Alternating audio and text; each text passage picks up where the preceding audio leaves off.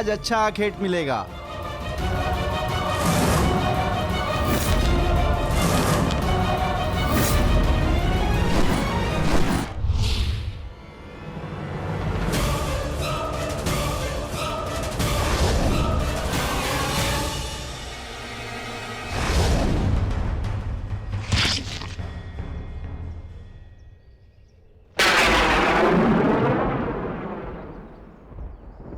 आपका ये बाण मेरा चरण भेद नहीं पाया, परंतु अब से मेरे शरीर का ये भाग सबसे दुर्बल होगा और अब कोई भी बाण मेरे इस स्मरण स्थल को भेद पाएगा और यही मेरे इस देह को त्यागने का कारण बनेगा। आपका स्वागत है कालदेव। माता गांधारी का श्राप अब पूर्ण हुआ।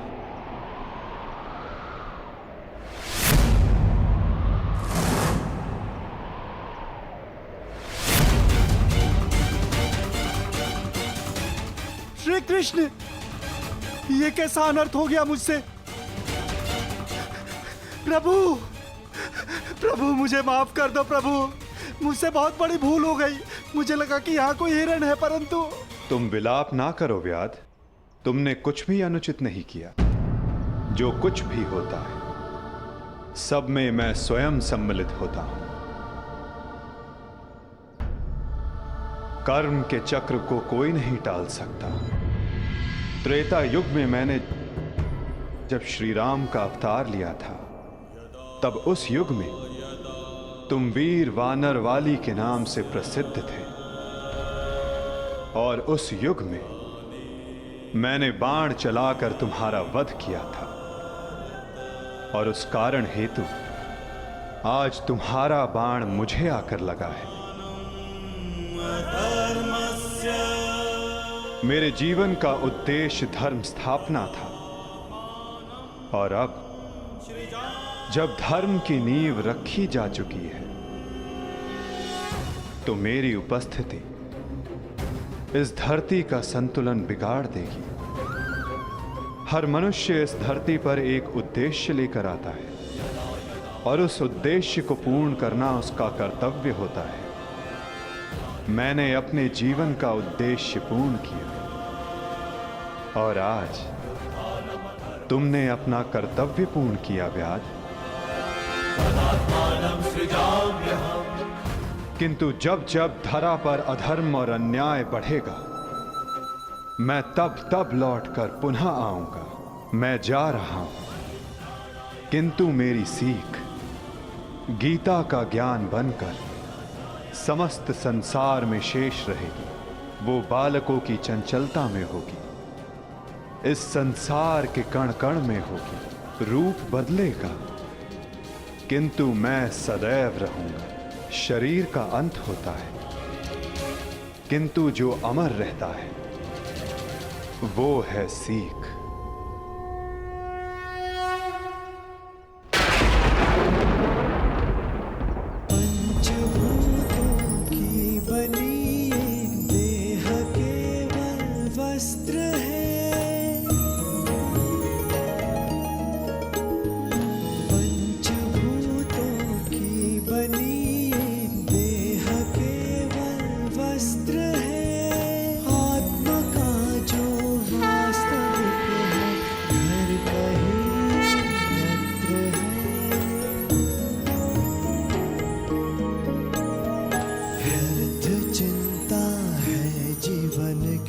व्यर्थ है मृत्यु का भय, आत्म को ना मार पाते शस्त्र अग्नि ना समय। ईश्वर स्वयं है सृष्टि सारी, कहाँ उसको खोजना।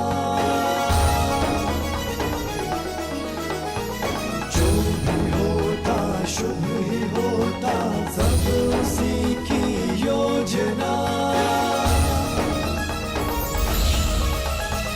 कामनाएं फल की छूटे, वो ही सच्चा कर्म है। ईश्वर चरण में हो समर्पण, वो ही केवल धर्म है।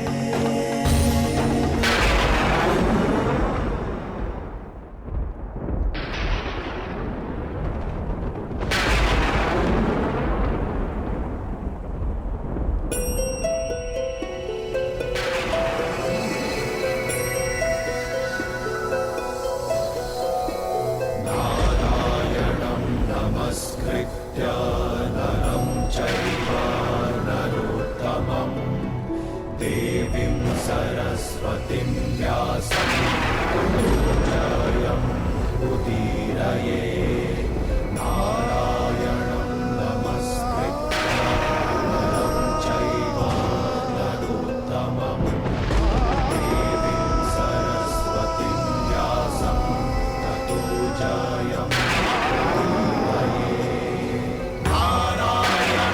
नमस्कृत्य नरं चैव नरोत्तमं देवीं सरस्वतीं व्यासं ततो जयमुदीरये।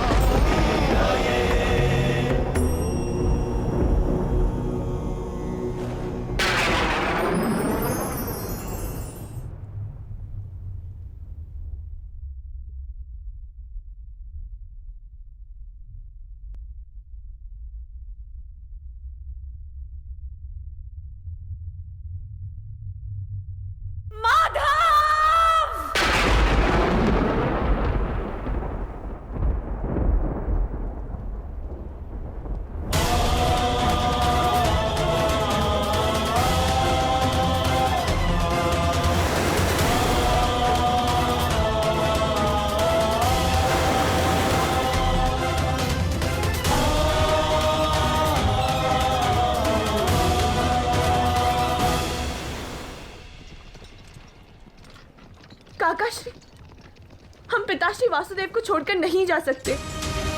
ये उनका ही आदेश है लक्ष्मणा। द्वारका का अंत होने को है।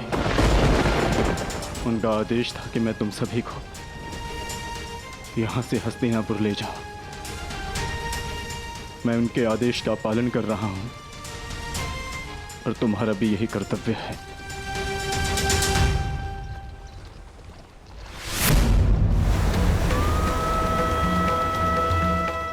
भगवान,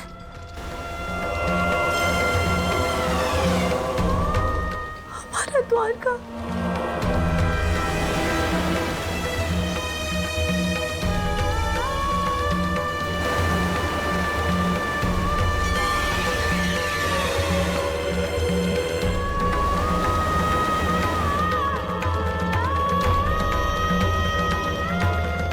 माधव का संदेश था लक्ष्मणा कि लक्ष्य पूर्ण हो जाने के पश्चात समापन आवश्यक है, अन्यथा संतुलन बिगड़ता है। सृष्टि अपना संतुलन बना रही है लक्ष्मणा।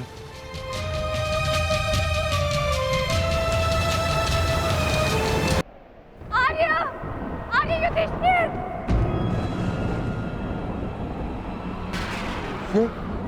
ये तो पांचाली का स्वर है।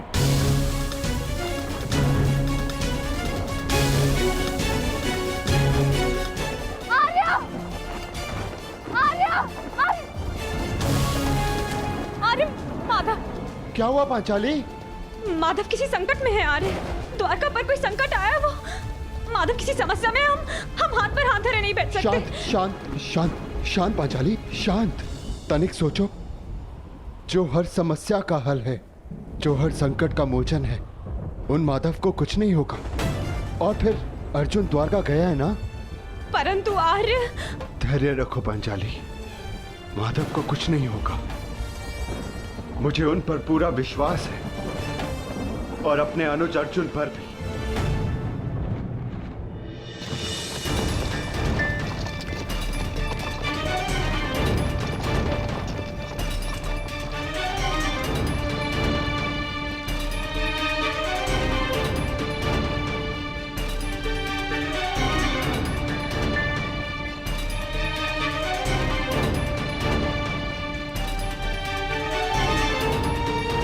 सारथी, रथ रोको।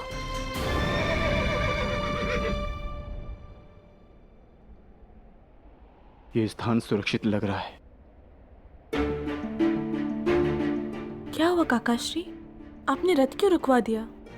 यात्रा थकान को जन्म देती है लक्ष्मणा। कुछ प्रहर विश्राम कर लेना चाहिए। चलो।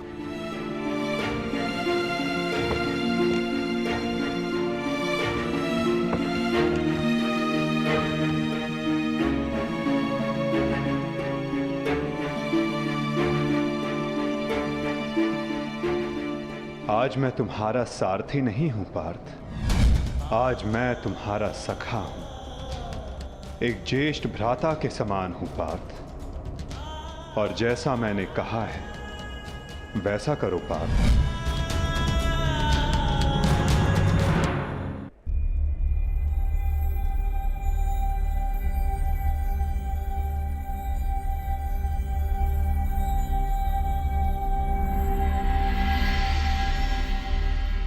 ये सब क्या हो रहा है काकाश्री?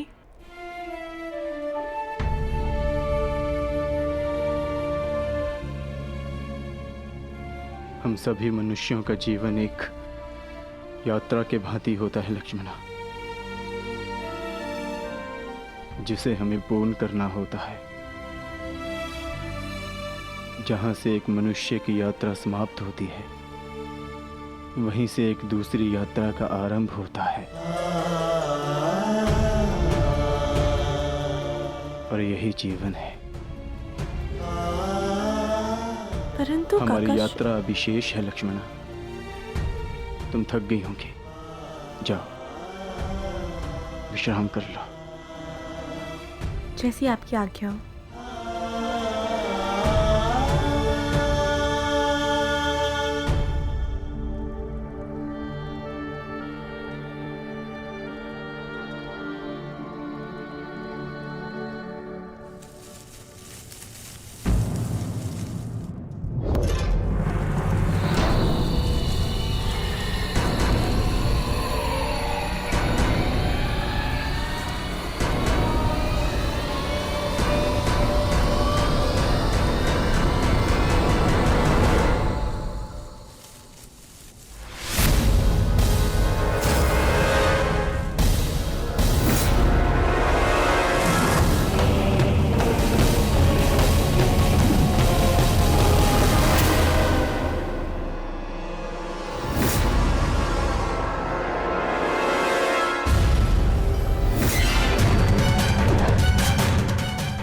सावधान, पीछे हट जाओ, अन्यथा परिणाम भुगतने के लिए सज्ज हो जाओ। उत्तर दो इसे।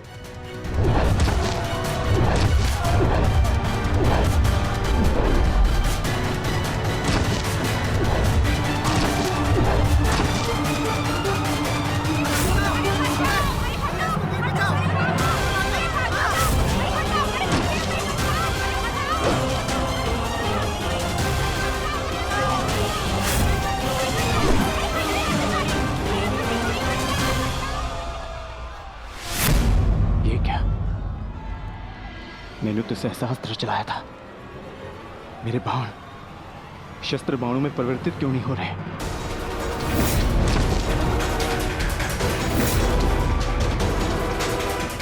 मेरा लक्ष्य कैसे चूक सकता है?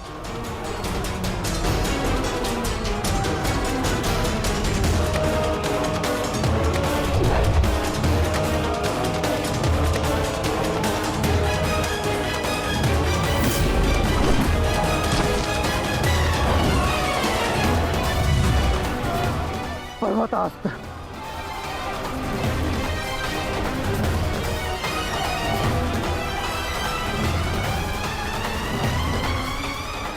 ये सब क्या हो रहा है? बाण प्रकट क्यों नहीं हो रहे?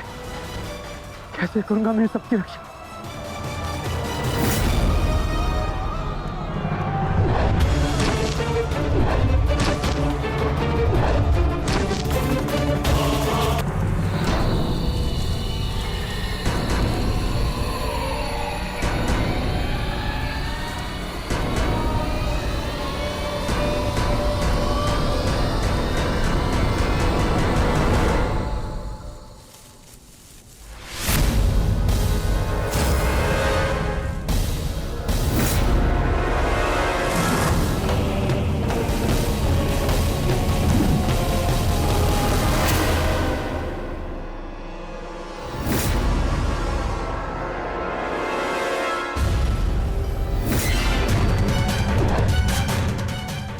सावधान, पीछे हट जाओ, अन्यथा परिणाम भुगतने के लिए सज्ज हो जाओ।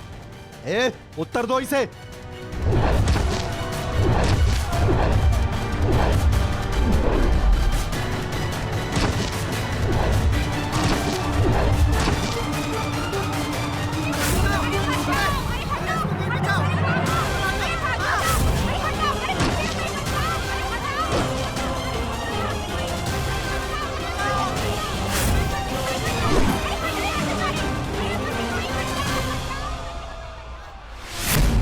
ये क्या? मैंने तो सहसा अस्त्र चलाया था। मेरे बाण शस्त्र बाणों में परिवर्तित क्यों नहीं हो रहे?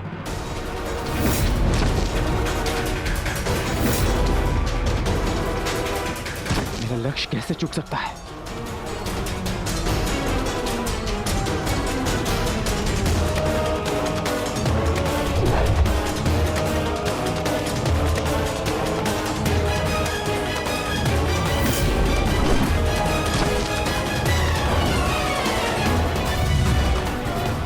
पर्वतास्त्र।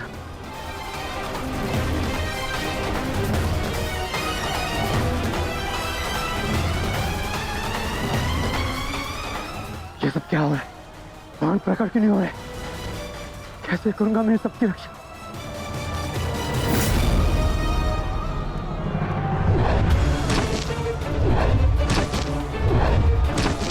तुम शीघ्रता करो पार्थ। द्वारका की सभी स्त्रियों को अपने साथ हस्तिनापुर लेकर लौट जाओ। किंतु माधव, मैं आपके आदेश का पालन कैसे करूं? कैसे करूं इन सबकी रक्षा?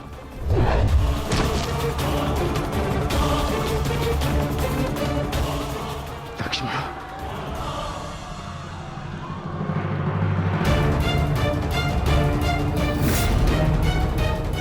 इधर छुप के बैठिए। उठ, उठ, चलो, चल, चल।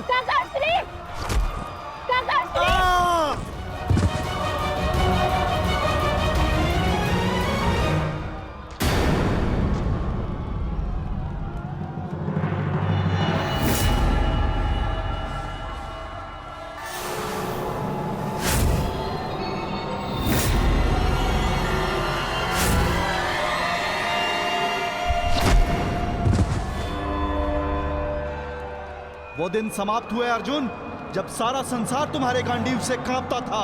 अब नवयुग आरंभ हो चुका है।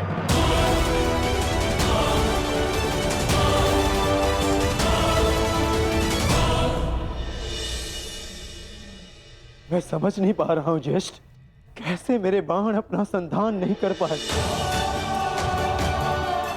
कैसे मेरे गांडीव की प्रत्यंचा टूटी? मेरे रहते हुए मेरी सुरक्षा में आई कितनी स्त्रियों को वो कितने धन को लूट कर लेगा, और मैं कुछ नहीं कर सका। मैं माधव के आदेश का पालन नहीं कर पाया जैसे।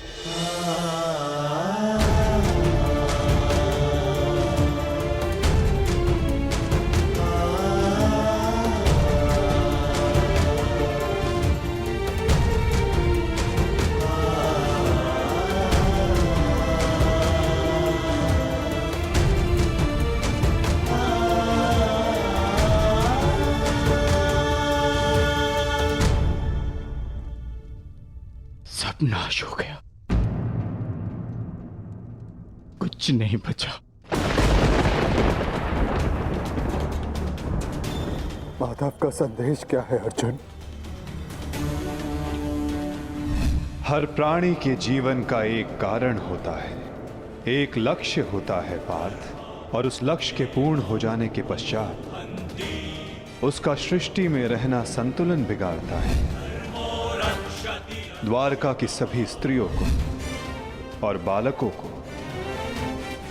अपने साथ हस्तिनापुर लेकर लौट जाओ, ताकि वो हस्तिनापुर के परिवर्तन का भाग बनकर धर्म के मार्ग पर चल सके, नवीन युग का आलिंगन कर सके।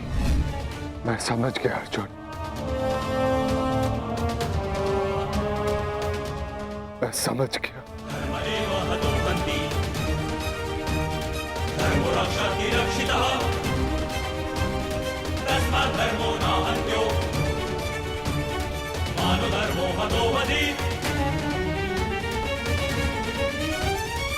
परिवर्तन का समय आ गया है। नई पत्नियों को आने के लिए पुरानी पत्नियों का झड़ना आवश्यक है।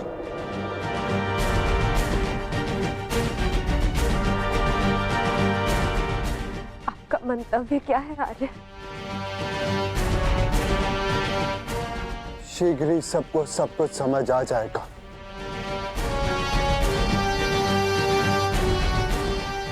हस्तिनापुर की राजसभा का आह्वान किया जाए। परीक्षित और वृषकेतु को अवश्य बुलाया जाए।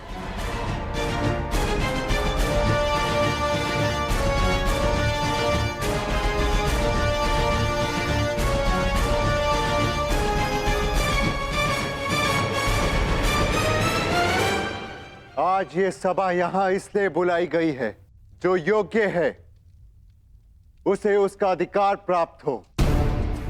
हम सब यहां अपनी नई पीढ़ी का स्वागत करने के लिए एकत्रित हुए हैं। वृषकेतु,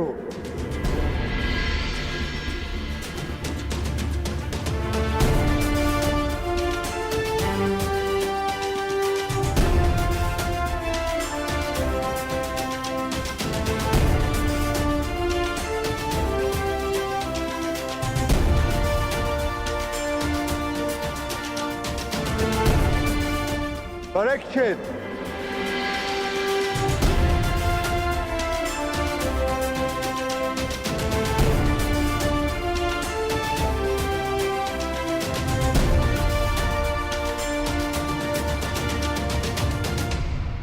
मैं सम्राट युधिष्ठिर आप सभी के समक्ष परीक्षित को हस्तिनापुर का राजा घोषित करता हूं। महाराज परीक्षित की, महाराज परीक्षित की, महाराज परीक्षित की, महाराज परीक्षित की।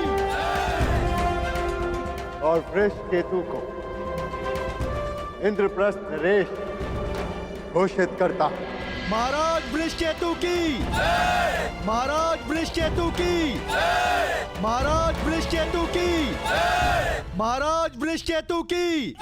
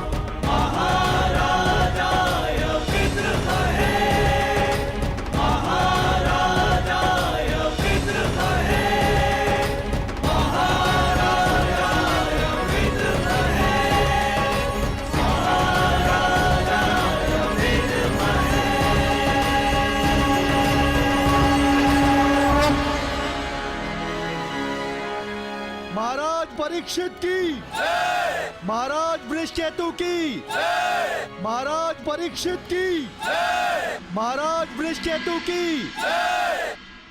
सदैव एक दूसरे का साथ देते रहना और स्मरण रखना कि शक्ति बिना उत्तरदायित्व के भान के विनाश लाती है।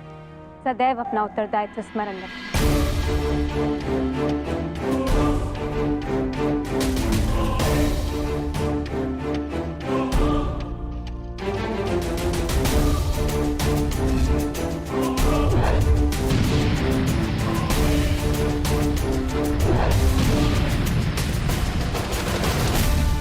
तुम्हारे पिता ने तुमसे छोटी आयु में चक्रव्यूह तोड़ा था। ध्यान रहे, काम, क्रोध, मद, मोह और आसक्ति के चक्र में मत पड़ना पुत्र। हमें तुमसे अनेकों आशाएं हैं।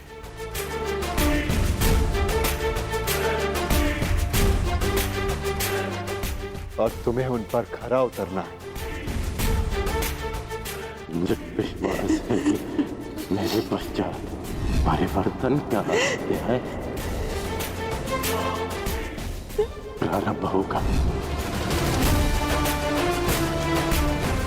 हमारे पिता समाज के लिए प्रेरणा थे। तुम भी उनके जैसे सूर्य बनकर चमकना, उनके यश को और भी अधिक उज्ज्वल करना पुत्र।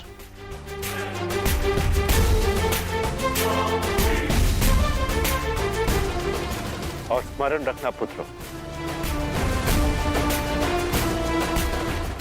मनुष्य का कर्म उसके चुनाव, उसकी नियति का निर्धारण करता है। सदा शुभ कार्य करना। महाराज वृषकेतु की, महाराज परीक्षित की, महाराज वृषकेतु की, महाराज परीक्षित की, महाराज वृषकेतु की, महाराज परीक्षित की, महाराज वृषकेतु की, महाराज परीक्षित की। शौचमिन्द्रिय निग्रह निर्विद्या सत्यं क्रोधो दशकं धर्मलक्षणम् निर्विद्या सत्यं क्रोधो दशकं धर्मलक्षणम् दशकं धर्मलक्षणम्।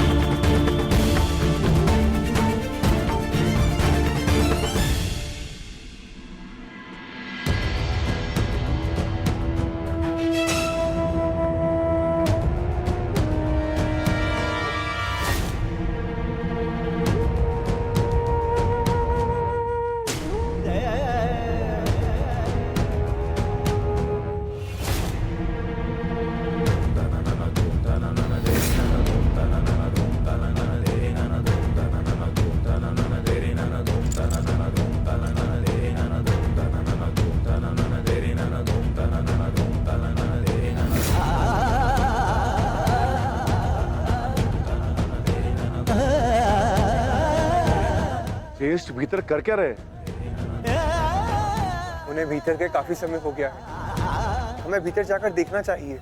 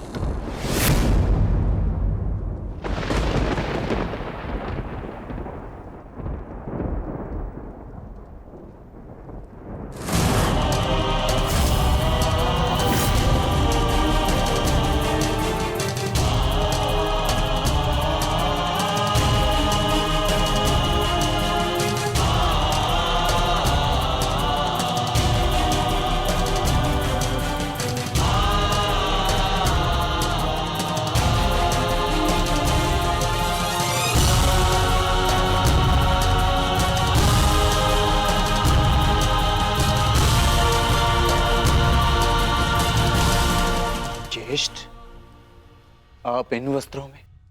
माधव का संदेश सुनकर भी नहीं समझे अर्जुन। एक समय के पश्चात जब मनुष्य के जीवन का लक्ष्य पूर्ण हो जाता है तो उसकी उपस्थिति सृष्टि का संतुलन बिगाड़ देती है। इसीलिए मैंने यह निर्णय लिया है कि मैं महाप्रस्थान करूंगा।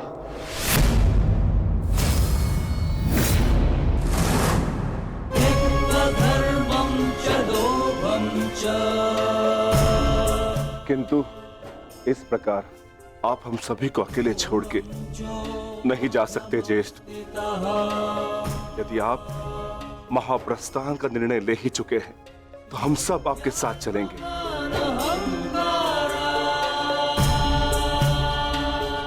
क्योंकि जहां आप है ज्येष्ठ, वही हमारा घर है। हाँ ज्येष्ठ, मनुष्य अपनी परछाई के बिना अस्तित्व में कैसे रह सकता है? हम पांचों भाई एक दूसरे की परछाई हैं। हम ना एक दूसरे के बिना रहेंगे और ना ही जिएंगे।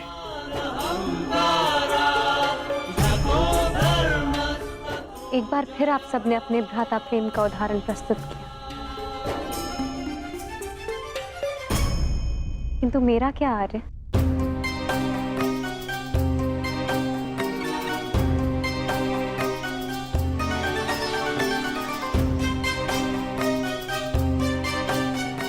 पांचाली, मैं जहां जा रहा हूं वह मार्ग बहुत कठिन है और तुम सब उस मार्ग पर नहीं जा पाओगी।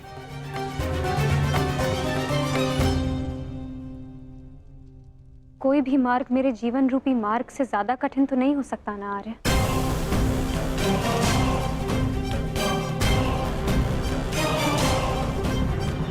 राज्यसभा में हुए वस्त्र हरण के संताप को मैं सह गई, ये सोचकर कि मेरे पांचों पति मेरे साथ हैं, मेरा प्रतिकार लेंगे। तो पति मेरे साथ हैं, मेरा प्रतिकार लेंगे।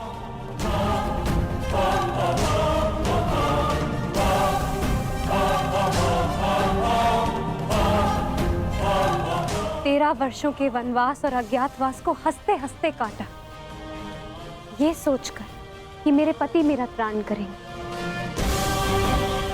मेरे पुत्रों की असमय मृत्यु से कठिन कोई और कंटक तो नहीं हो सकता ना आर्य, परंतु सहा मैंने, क्योंकि मेरे पुत्रों के पिता, मेरे पांचों पतियों का सानिध्य मुझे प्राप्त है।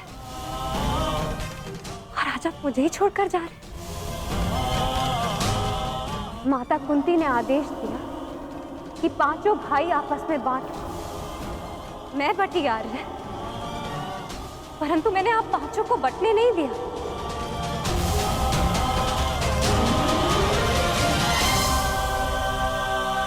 अब चाहे मार्ग के कांटे हो या पत्थरों की ठोकरें, हम सबका प्रारब्ध साथ है।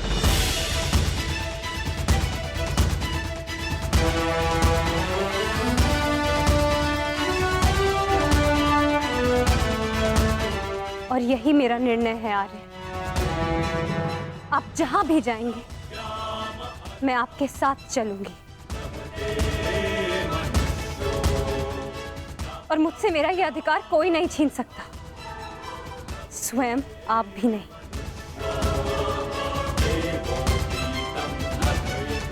मैं चयन कर चुकी हूं आर्य। अब इस यात्रा का जो भी परिणाम होगा मुझे स्वीकार होगा।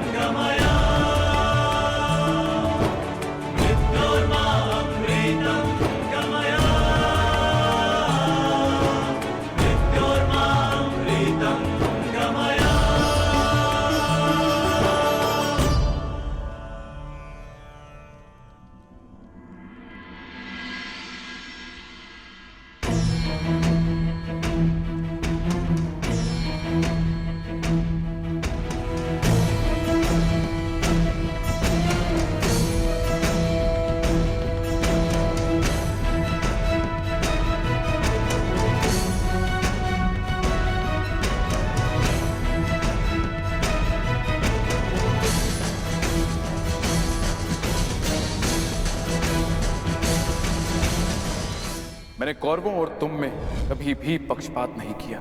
यदि प्रिय युधिष्ठिर को ये स्वीकार है तो हस्तिनापुर नया राज्य बनाने में तुम्हारी सहायता करे।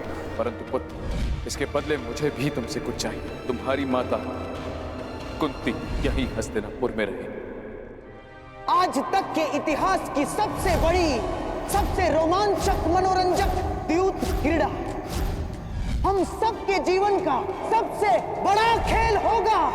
पांच की शक्ति दास हो गई दुर्योधन।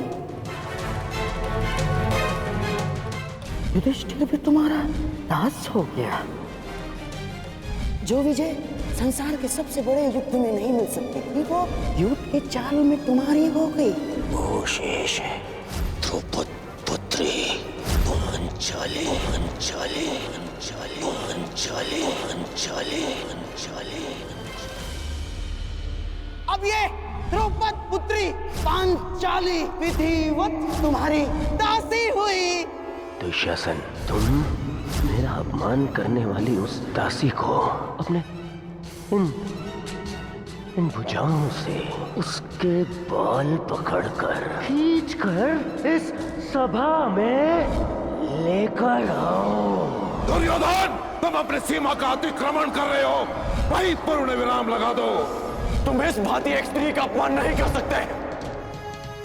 सावधान दुर्योधन, आप अपनी प्रतिज्ञा की सीमा में बंधे हैं पितामह।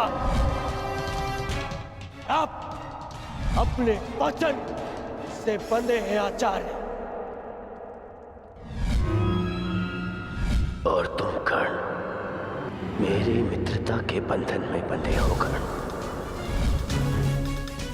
लीजिए ज्येष्ठ, आपका आदेश ना मानने वाली दासी। आओ दासी द्रौपदी, आकर मेरी टंगा में बैठो।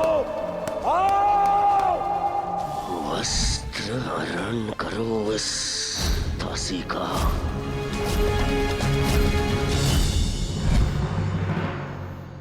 पुत्र परीक्षित, सदा द्यूत और शर्त से दूर रहना पुत्र।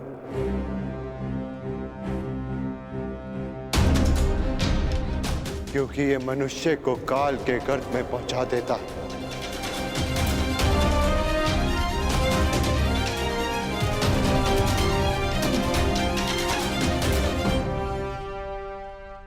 इस सभा में इतना सब कुछ हो जाने के बाद भी आप सब मौन हैं। परंतु इस अधर्मी दुर्योधन को उसके कुकर्मों का दंड अवश्य मिलेगा। और उससे पहले इस सभा में उपस्थित वो हर व्यक्ति जिसने मौन रहकर ये अधर्म होते हुए देखा, उन्हें उनके मौन रहने का दंड मिलेगा। श्राप है ये अपनी सुता द्रौपदी का।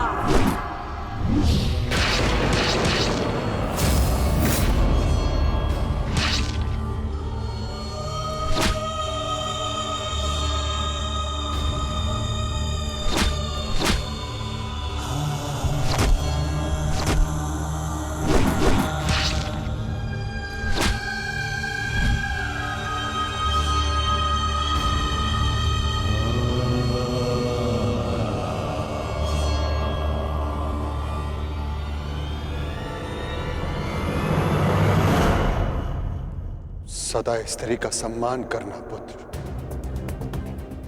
किसी को भी स्त्री का अपमान न करने देना, क्योंकि स्त्री का अपमान प्रकृति भी नहीं सहती।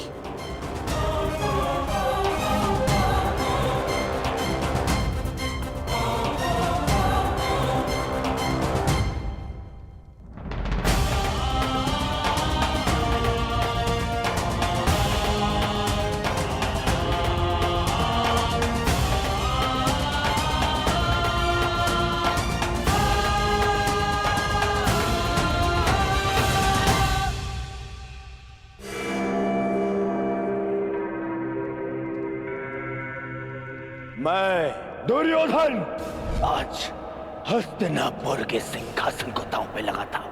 बस दुर्योधन, हस्तिनापुर पर तुम्हारा कोई अधिकार नहीं। तो जिनका अधिकार है मैं उन्हीं से पूछ लेता हूँ। पिताश्री, मेरा इस सिंहासन पे अधिकार नहीं। अधिकार है पुत्र, और मैं तुम्हें उस अधिकार का प्रयोग करने की अनुमति देता हूं। यदि एक चौसर इस क्षण बंद न हुई तो परशुराम शिष्य द्रोण के बाणों को कोई नहीं रोक पाएगा। आचार्य द्रोण, आप इस सभा के सभासद हैं और नियम अनुसार सभा के समाप्त होने तक आप नहीं उठेंगे, अन्यथा आप दंड के पात्र होंगे। स्मरण रखना पुत्र, राजा वो नहीं जो राज्य की सीमा के पार देख सके। राजा वो है जो प्रजा की आंखों की सीमा में आए एक आंसू को देख सके।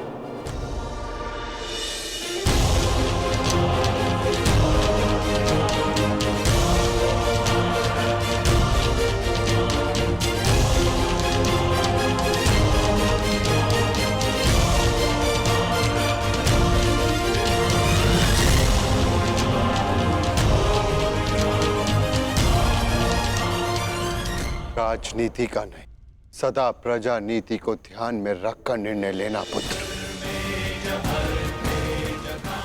क्योंकि यदि प्रजा प्रसन्न तो राजा के मुकुट में जड़े रत्नों को कांटे बनते समय नहीं लगता।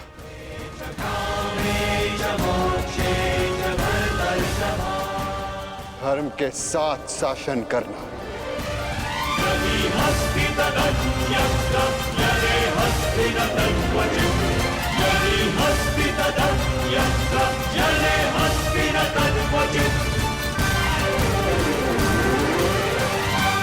महाप्रस्थान का समय हो गया है।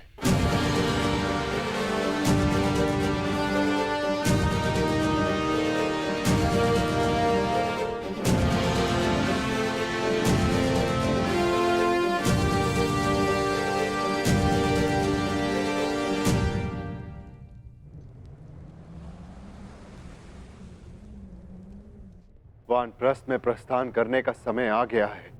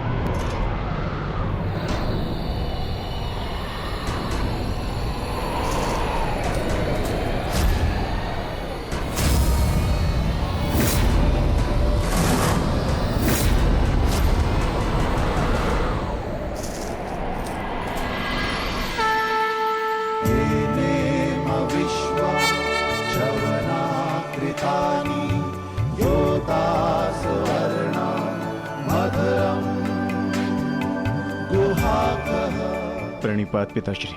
स्तर्यः पुष्टानि सा जनास इंद्र।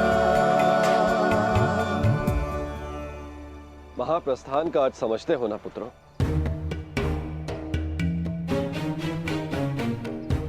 महाप्रस्थान का अर्थ है कि तुम इस संसार को त्याग कर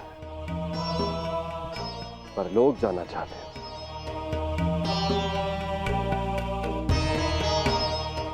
परंतु स्मरण रहे, यह मार्ग इतना सरल नहीं है पुत्रों। हमारे समक्ष अनेक विपदाएं, अनेक समस्याएं उत्पन्न होंगी।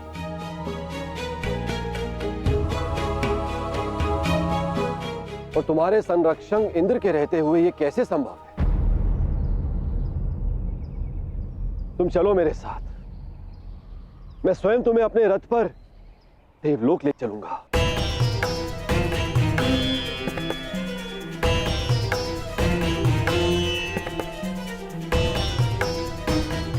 आपका हमारे प्रति ये प्रेम गदगद कर देने वाला है इंद्रदेव, परंतु हम आपके साथ जाएंगे या नहीं, इसका निर्णय स्वयं इंद्रपुत्र लेंगे।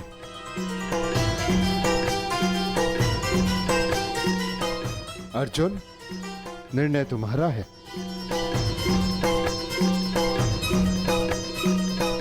पिताश्री, हम पूर्ण रूप से देव नहीं,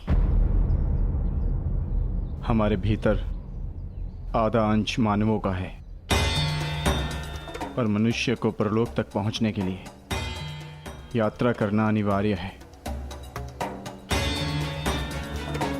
हम मनुष्य की पीड़ा और समस्याएं सहते हुए महाप्रस्थान करेंगे।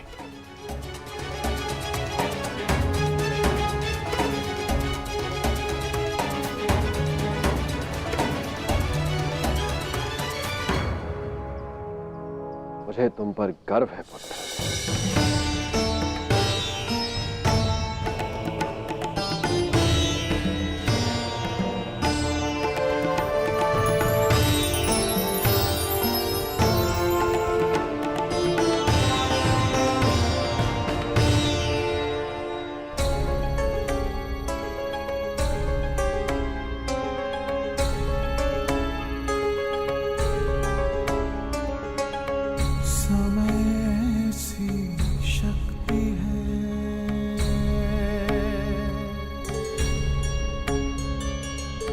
सभी समय से हारे,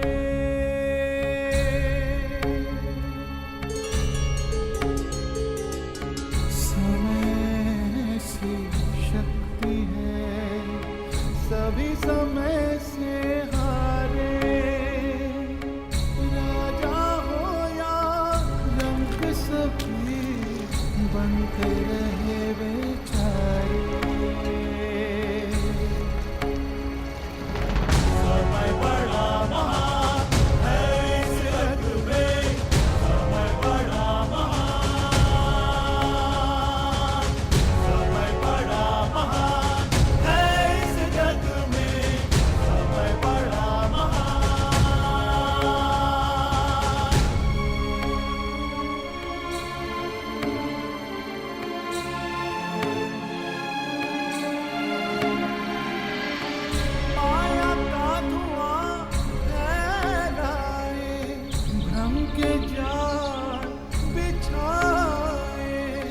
मन में घृणा द्वेष भरे, फिर अपनों को लड़वाए। सही समय पे सत्य को लाए, झूठ को करे किनारे। राजा हो या रंक सभी बनते रहे बेचारे, बनते रहे बेचारे। समय बड़ा महान है इस जग में, समय बड़ा महान, समय बड़ा महान है इस जग में।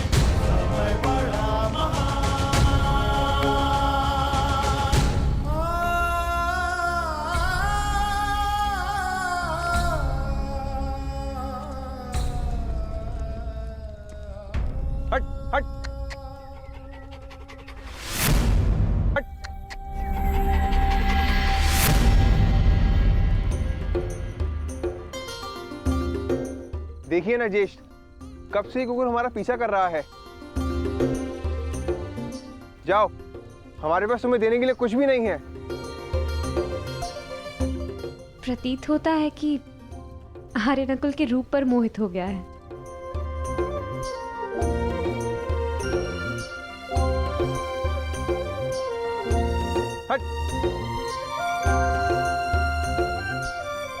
रहने दो नकुल, यदि ये भोला जीव साथ आना चाहता है तो इसे आने दिया जाए। मनुष्य की अंतिम यात्रा में जो साथ दे उससे सच्चा सह यात्री और कोई नहीं। और फिर क्या पता इस कुकुर को भी इसका लक्ष्य प्राप्त हो जाए। आने दो।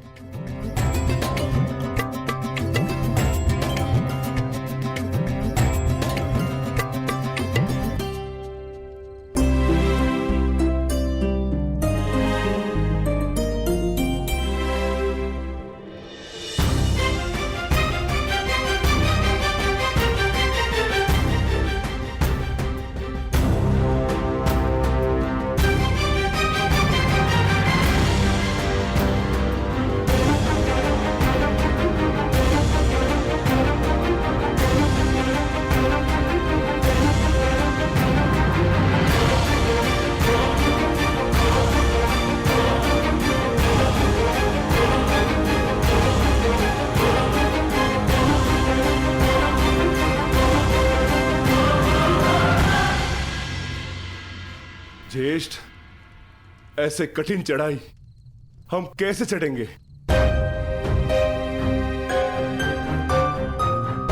मार्ग अब दुर्गम नहीं, अगम हो गया है और किस ओर जाना है इसका भी कोई भान नहीं।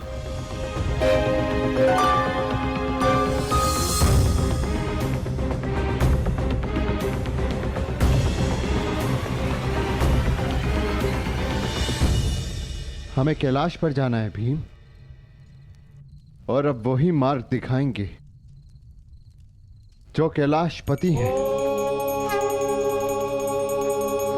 नमः शिवाय।